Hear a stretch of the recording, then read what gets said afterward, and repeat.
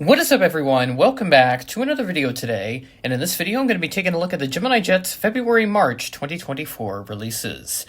Just like last year, we have a combined release set for the months of February and March, and I know the last one was pretty good, but I have my doubts that lightning's going to strike twice. So, without further ado, let's go ahead and check out the new releases.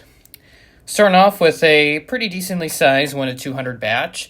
First release that we have up is a C-32 from the U.S. Air Force, also known as Air Force 2. Can't recall if they've ever done that in 1-200 scale before. Spirit A321neo is up next in 1-200 scale, following up on the 1-400 announcement from a couple of months ago. I have the 1-400, it's pretty decent. Would recommend it if you're still looking for one. Moving up, how about this? Lufthansa 747-400 with the, is that a flaps down sticker I see? Yes, that is. Flaps down 744 for Lufthansa. Looking really nice. So I expect there to be a regular release after that, which there is. Looking really good.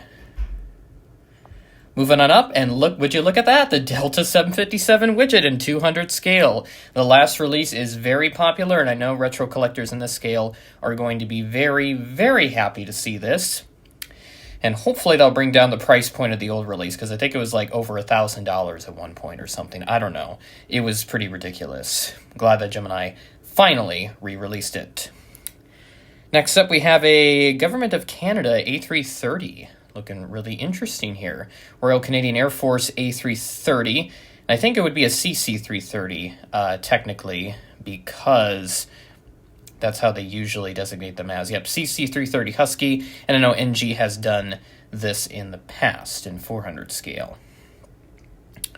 Moving on up, this is an interesting graphic. Air France Hop. Is this another E2? Because this is a completely unusual graphic for me. No, this is just an Embraer 190 Air France Hop. So must be an officially licensed model from Air France. That's probably why we have that wonky/wacky graphic there. And then speaking of Air France, we're moving up to a 777-300ER with the enlarged titles and the flaps down configuration. They introduced this modified livery a little while back now. It's been out for a while. They just enlarged the Air France titles on the fuselage, so it looks much cleaner, I guess. But we do have a regular release right after that.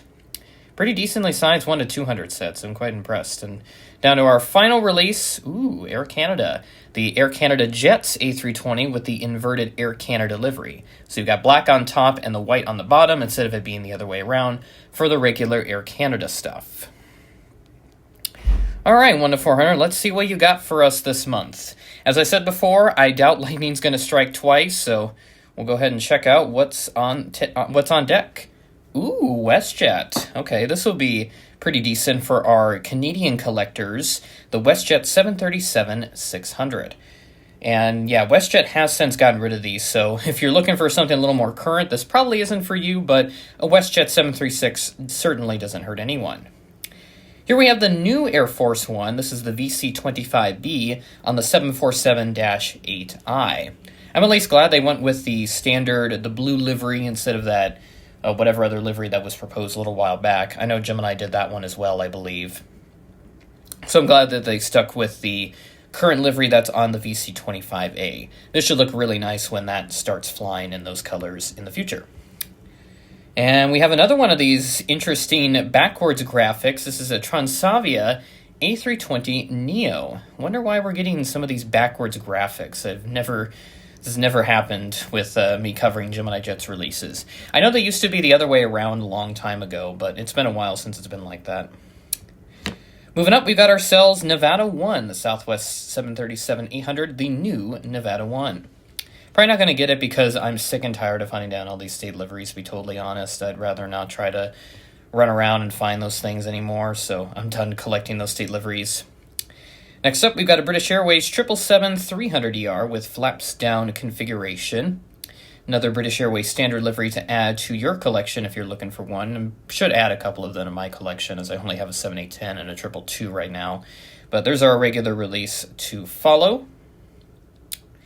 And we've got our first of the American Heritage A321s. We have the Piedmont, excuse me, not the Allegheny. We have the Piedmont A321 Heritage. So I'm going to think about picking that one up here in the future. And I wonder, did they just do all of them? Oh, yep, they did. They got the PSA one up next, and I take it the Allegheny one's going to follow. But no, oh no, here we go. Air Canada Cargo 767-300. Look at that. Pretty cool stuff. And I wonder, did they do the...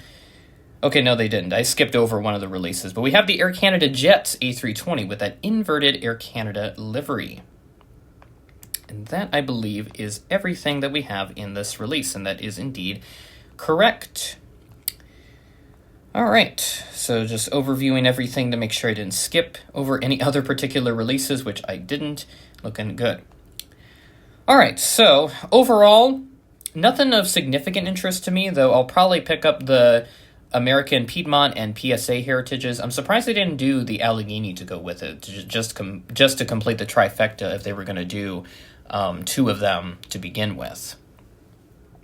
And then Air Canada Cargo, Air Canada Jets, nice duo there for Air Canada, looking pretty nice. Would think about getting the Air Canada Jets, but I don't have a practical use for it, so I may pass up on that for now, but maybe later on down the road if model collecting's a little slow and I just want a new model, then maybe I'll pick up that one just because.